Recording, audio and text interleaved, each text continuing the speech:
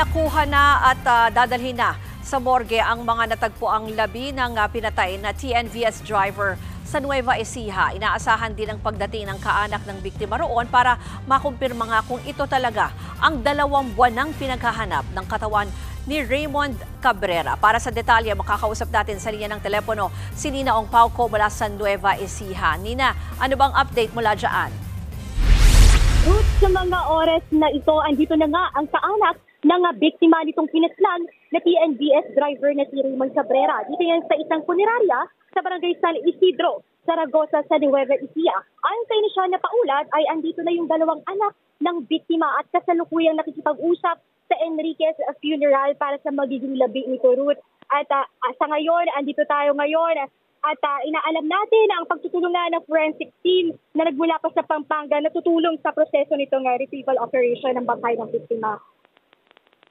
Kani-kanina lamang ay nakuha na mula doon sa masukan na bahagi ng damuhan ang labi nitong biktima na tinuro ng 2 sa 3 suspect sa pagpatay mismo kay Cabrera. Dahil na ilang buwan na ang makalipas bago ito matunton matapos pumutok ang balita sa pagkamatay ni Cabrera. Agnas na ito at halos mga buto-buto na lang ang nakita natin dito sa na-retrieve na katawan.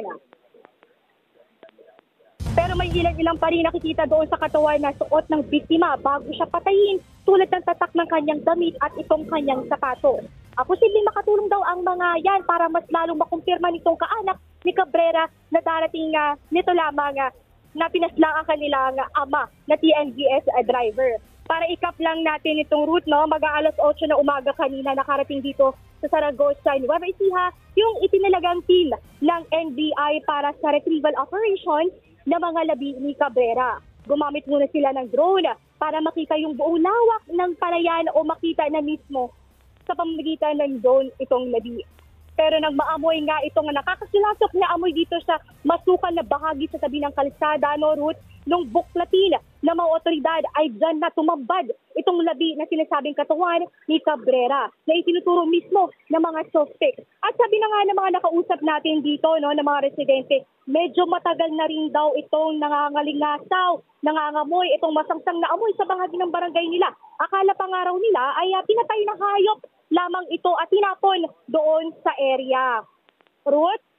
Nina, nakita ko lang dyan sa video mo, yan bang kuha ng mga suspect? Diyan yan mismo sa site at meron ba silang sinabi o naging pahayag?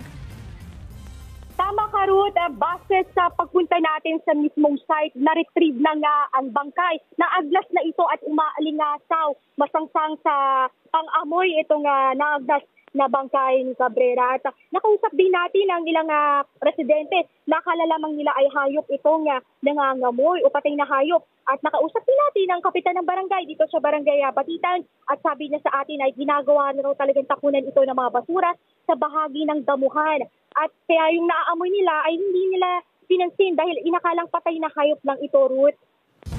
Yan po ang Express Report ni Nina Ong Pauco. Mga kapatid, Ruth Cabalco, para sa mabilis na pasada ng mga balitang dapat niyong malaman, mag-follow at mag-subscribe sa social media pages ng News 5.